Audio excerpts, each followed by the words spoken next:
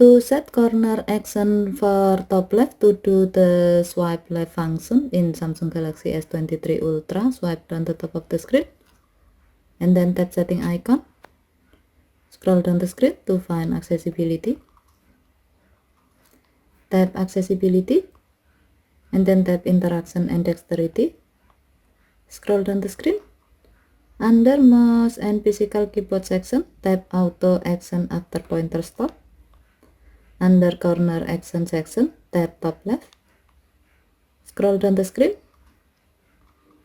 and then tap the gray on option next to swipe left to enable this option. When the switch turns blue, it means that this option is on. Next, connect a USB or Bluetooth mouse with your phone.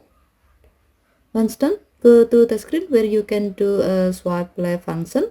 As the example, we will use this function to view some photos within an album. To do so, open a photo in the gallery app.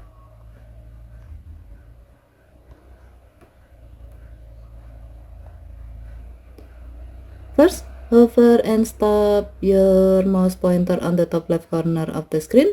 Then bring the pointer to the photo to do the swipe left to see the previous photo in the album.